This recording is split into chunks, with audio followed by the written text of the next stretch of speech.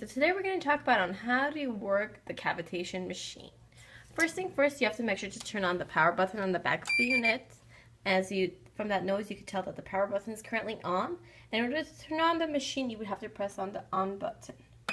Once you press on the on button, you'll be able to see the screen coming up here. Now there are about 4 different switches that you can be able to make. First one is the mode, that you'll be able to change it into continuous, which is the 8 that looks like it.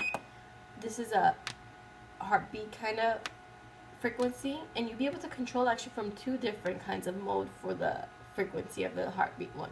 There's one with bigger gap difference, and there's one with shorter gap difference with deeper penetration. And then this is the frequency of going continuously. The next one would be, in order to switch it over, we would have to press on this. This is the intensity of the power level. You can be able to control it from the bottom, from the buttons here on the right side. This will be going down, this will be going to upper higher time. And in order to change the time, we would do the same thing. We can take it longer. The maximum is 15 minutes, and you can take it shorter. And then the last but not least, this is the probe that you want to make sure on which probe you're going to be using it mainly against. And that's the way you'll be able to change it, which is by pressing the button. You'll be able to see the probe is actually changing. So let's get started.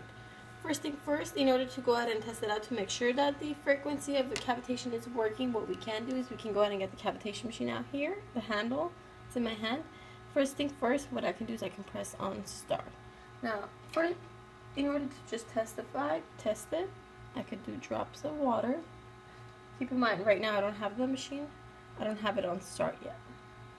So I put water on this, and then next, I'm going to press on start right here.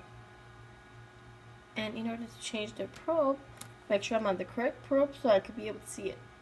I'm going to be changing that right now, as you could be able to see. Let me pause this and change the probe. Now we can start, as you can see right now. So if you don't see anything is because probably it's on the wrong probe that it's on it.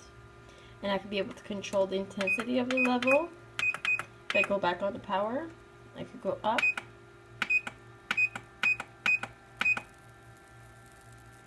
As you can see clearly,